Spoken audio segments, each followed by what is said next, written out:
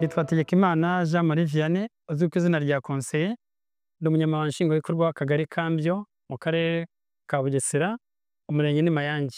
Maze imyaka 28 mu nzego z'ibanze, nazigiyemo muri 1997 kwezi kwa karindwi. 97 rero hayoboraga umuyobozi w'umurenge ari tuga Conseiller ndetse na sekreteri wa segiteri. 1999 habayeho amatora y'inzego z'ibanze ya mbere, ari nabwo hatorwaga komite z'amaserire abantu 10 na komite z'amasegiteri nabwo abantu 10. Akaba noneho na njyanama rero z'imirenge nazo zabagaho. Icyo gihe rero ukuntu inzego zakoraga zagiye zubakwa ubushobozi. Kurebye icyo gihe hari babiri bonyine, ariko nabwo ubwo sekreteri yabaga nk'umuntu ufasha Conseiller.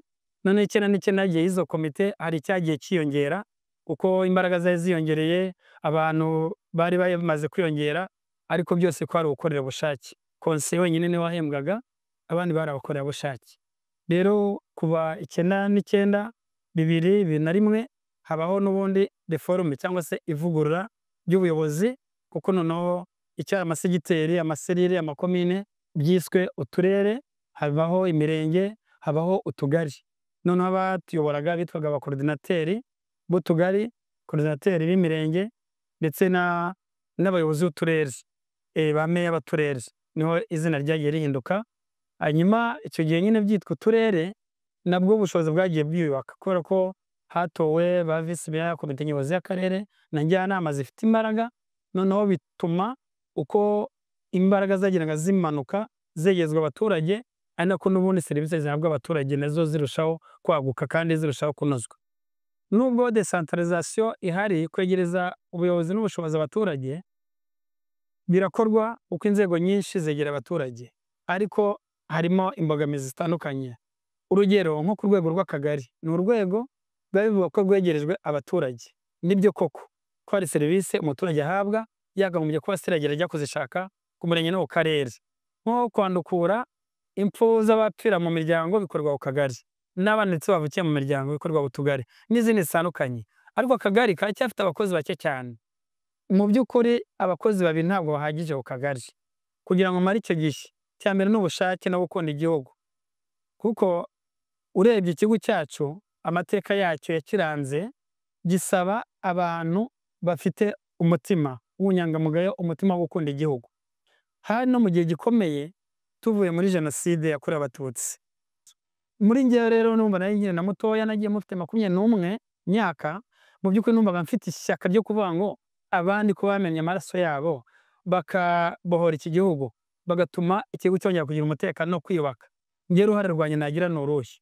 Niyumvamo ishyaka rikomeye cyane, numva ko ngomba kugira ubushake. Rero ari nacyo navuga, ndi muri izi nshingano harimo ibintu bibiri. Izi nshingano kugira ngo zikore ni ugukunda uyu murimo, kano kazi, no kugakora ni ibintu bibiri. Niyo mpamvu rero njye nagize umutima, nta cyane ko twakoraga ubushake, twakoraga nta gihembo cya gihari, ariko ubwo bushake bwari buhari, mwumva ko rwose ndimo gukorera igihugu. Kandi niyo ufashe umuturage ari imbere yawe akabona ko wamuhaye serivisi, nawe mu by'ukuri nta mu mutima wumva unezerewe kandi hari ikintu wakoze watanze umusanzu wawe.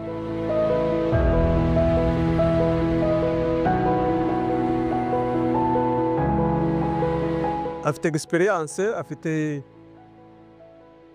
ndetse n'impano mu miyoborere ye, uko uje amugana wese amubonera igisubizo.